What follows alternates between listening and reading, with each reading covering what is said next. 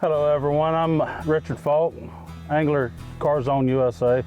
This is my wife Ashley Faulk, Team CarZone USA. We're going to be giving you some tips and tricks on the water today. Right here at the beautiful Lake D'Arbonne, the weather is really beautiful, as you can tell. Had a lot of rain. Moving into the warmer months, the spawn's coming near. We're going to go target these big females that are waiting to move up. We're going to be using minnows today and try to catch a few. And these fish here are really spooky, so we want to stay anywhere from 25 to 30 foot from them, and we'll cast to them. You know, at 30 foot, she already knows we're here. You can tell her body language. So as they're moving, as the fish are moving, you're trying to lead them, basically like a quarterback throwing a wide receiver a football.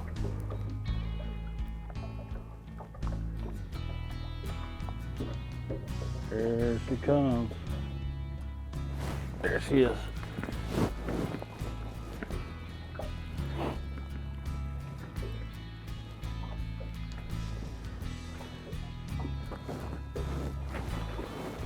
A nice one of them D'Arbonne killers right there.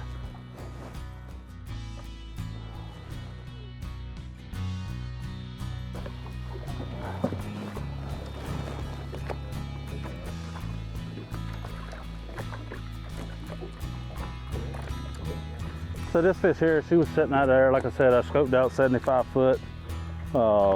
Seen her bright as day. Took a few casts to get her attention, but once she's seen it, it was over with. What I'm looking for is any kind of movement. They'll start fluttering. We'll let her go. Any kind of fluttering, you'll start to see them. They see that bait and be ready, because not all the time will you feel that bite. You'll see it. It's kind of where we used to watch our rods fishing docks. Now you're not watching your rod tip, you're watching a screen. When you're setting up on these fish, you want that fish to be straight in front of you. You don't want to have to judge the beam of the transducer shooting left or right. You want to be able to see that trolling motor which way it's pointing and just cast right out there in front of you, so you'll be dead on that fish. And it does take some practice, and it takes a lot of patience to do this, but when you get it, it's so rewarding.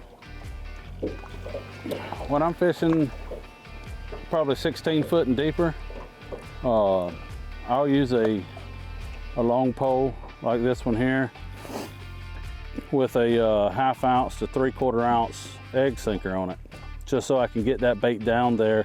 And just say you're not exactly on that fish, that weight will help you get your hook, get your bait in front of that fish, just like I'm doing right now.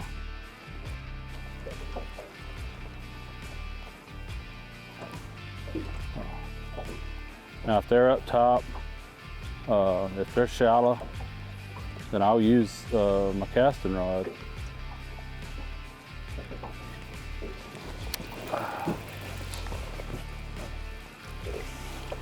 Little old dink. Good eating fish though. That's what I want when I come out to catch a mess of crappie to eat. Something like that. When using minnows, I tend to more just leave it alone and let the live bait do the work for us. When I'm fishing with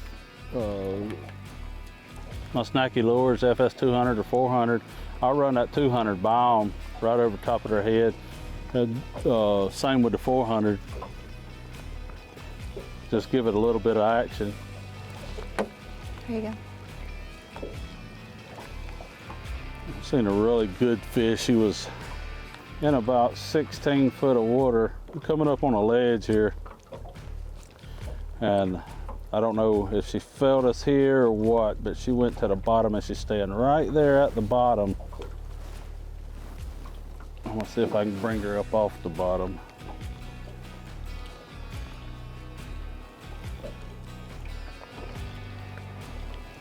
And just as soon as I threw it in, she actually started swimming towards me.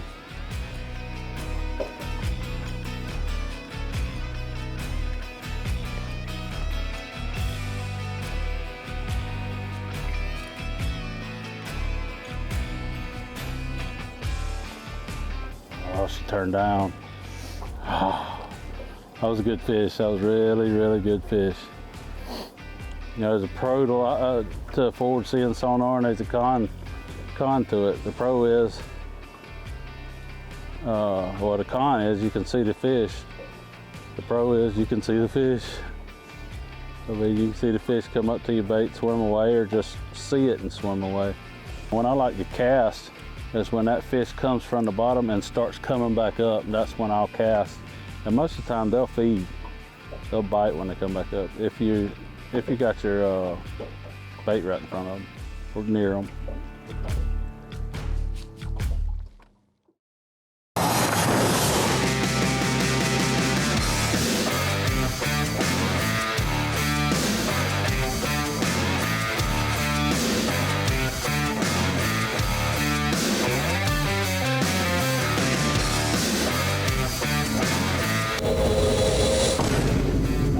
Your national champions, TJ and Alex Palmer.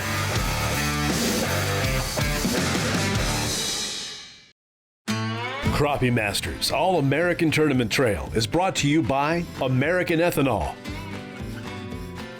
Humminbird, HH Rods and Reels, Genco Fishing, The Bass Tank, and these other fine sponsors.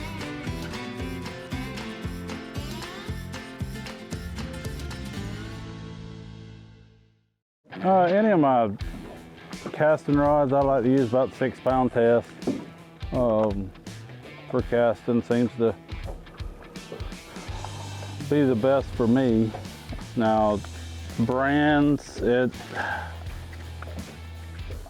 everybody has their preference, and what I look for in a line is a line that I can keep on there for a week or two, or maybe even a month, and not hold so much memory in that line.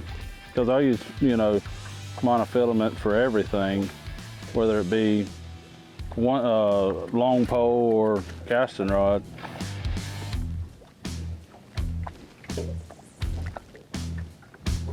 So this is a smaller fish here. Smaller than the one we caught, I believe, earlier.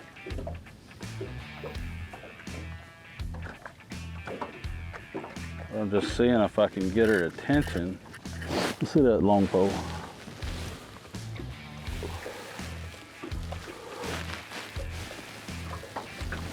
See if we can ease up on her.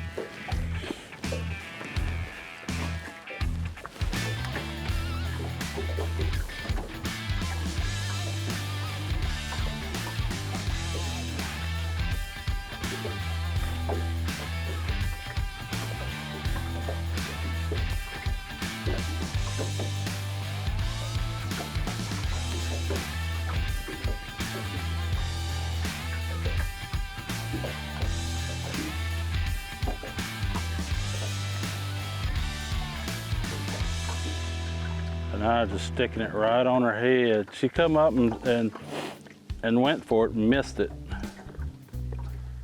Now she's looking for it again.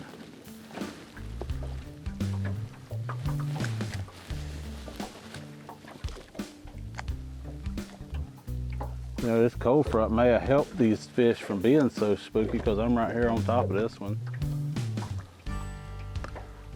But she's definitely not biting. So far, here she comes. Oh, a swing and a miss. When you see that fish come up, or you can feel that fish barely, you'll feel a little tick, or you'll see him come up and just kind of like pull on the bait. We'll switch to a smaller profile bait, or we'll rig the minnow. Actually, Matthew Rogers showed it to me. Pretty little cool trick. You stick the hook directly in his mouth and come out his back, and it doesn't kill him as fast. So that minnow will still be down there kicking, and normally that will that'll solve it. If we're catching smaller fish, of course, I don't think there's nothing better than a gold hook. You know what I mean?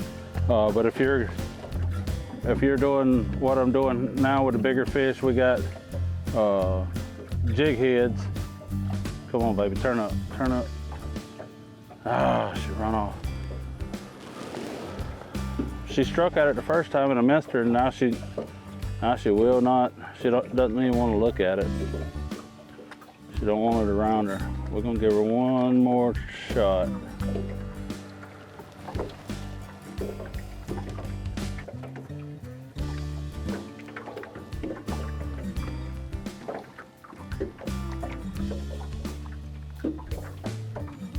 Yeah, she keeps diving lower and lower and lower. So right there, I know for a fact I can move on. She's not gonna bite. Crappie Masters All-American Tournament Trail is brought to you by the National Corn Growers Association, Minn Kota, Power Pole, Millennium Marine, Ozark Rods, and these other fine sponsors.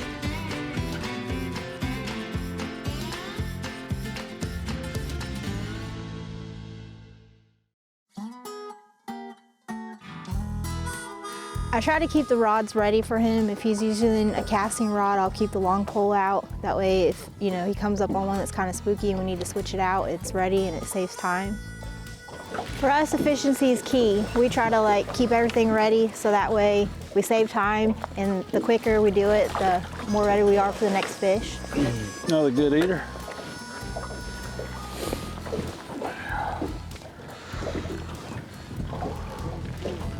Starbone's full of them. Full of them. Great eating fish. For me, I discovered early on that time management is big. A lot of guys have their face straight into the live scope, and before they know it, 2 or 3 hours have passed and clock's ticking down. So I always try to have everything right there so the hook stays in the water and we can keep going. I try to pay attention to the time we spend in a spot. I mean, we don't want to stay one place too long. Like you said earlier, you may see some really good fish there, but you don't want to waste all your time. So we just try to keep it short. If I feel like we've been there too long, I'll let them know, okay, it's this time, we have this much weight, we've been here this long, and then we make a decision from there.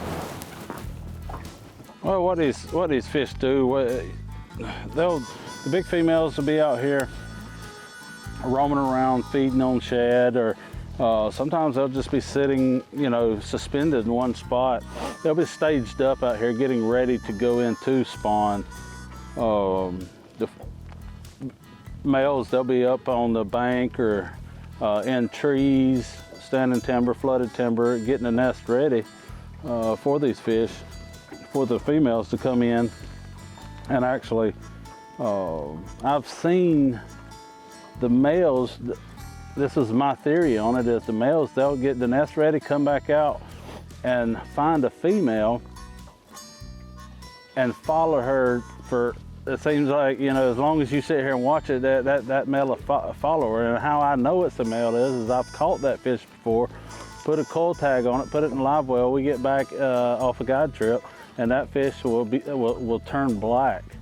So I know that was the male chasing the female. So I'm thinking that male is trying to get her to come back to the nest and spawn. As a guide, I can guarantee you that all guides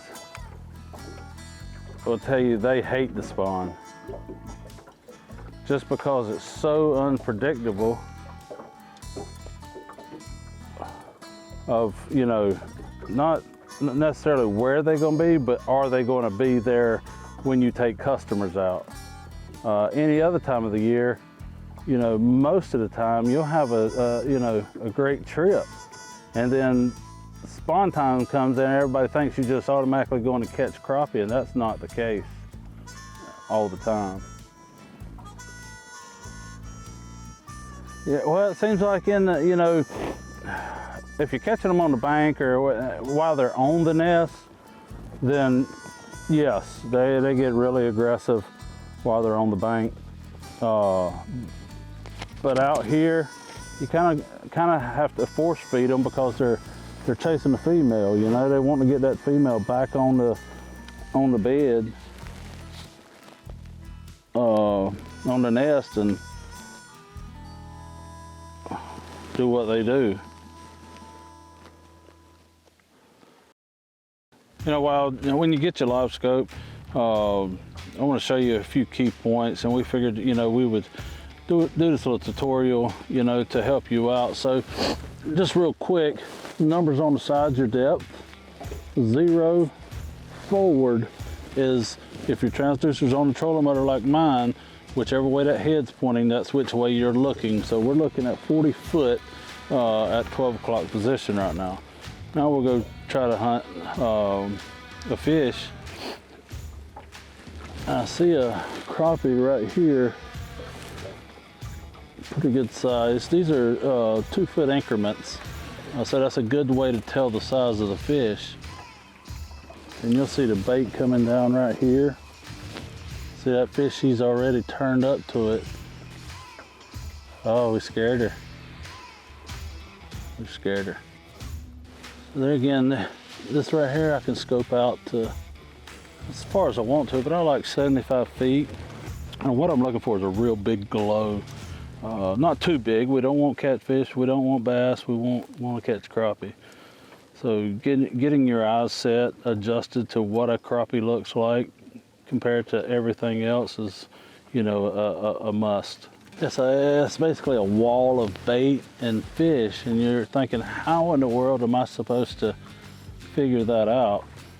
Just by looking at a screen that's got all kind of clutter on it. Well, once you get to looking at it and you can zoom in back from 75, you come all the way into 25, and now you can actually see the individual fish. So what I do is I let that fish get about 12 feet in front of me, then I'll start lowering it down and then easing forward just a little bit. Now keep in mind, you're doing this with the wind and the waves and the fish moving, so it takes a little time to get this perfected. And I want to get that fish the same brightness as my bait. That way I know that fish is my bait and my, see right there that they're not the same? Well, I need to move my rod to get them the same. Whether that be left or right, you can tell by moving the trolling motor and see. You want to keep it a good distance above them, gives them a little room, so when they do see it, they have room to turn up because they like to feed up. Here she comes. Oh no, she turned back on it. Here she comes. There. Oh. Goodness gracious, you can see her right here. Great fish.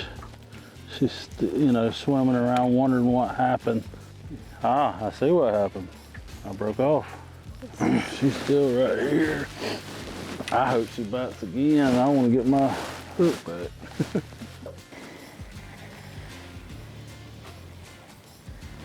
And we got her that time. 2-pounder. Starbone 2-pounder. There's nothing better. Coming up out of the water. Beautiful. I can't get to it. Nothing like it. And that one just about came off. See that? There's my jig right there. So you can follow these fish and get your hook back. So here's your one that broke off and the one that's on. There she is. Pretty decent.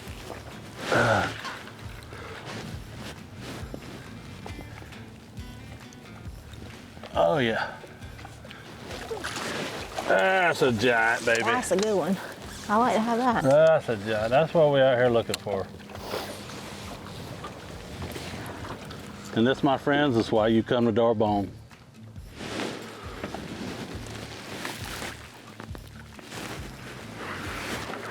Come on, baby.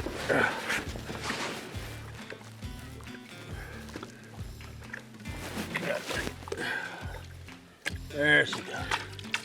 Yeah, you're catching that fish 20 foot deep and you're bringing them up pretty fast.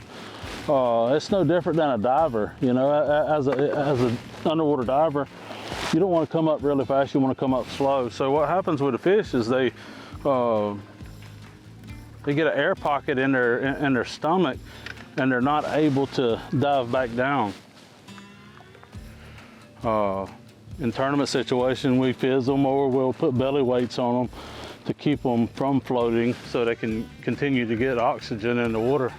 As people, you know, we're conservationists. We want to, you know, get these fish out of the water, of course, catch the fish, take a picture, and get that fish back in the water as soon as possible so that fish can get back down to the depth that the fish was so she can, you know, regulate her body. You know, a lot of people talk about crappie season. There's no such thing as crappie season. You can come out 365 days a year and catch these beautiful, beautiful fish. We do it all the time, travel all over the nation. I make a living off of it. I take care of my family off catching these beautiful crappie 365 days a year. All right, guys, that'll do it for the tips and tricks. We're gonna stay out here and catch a few more. You got the hand warmers? Ready. Let's get it.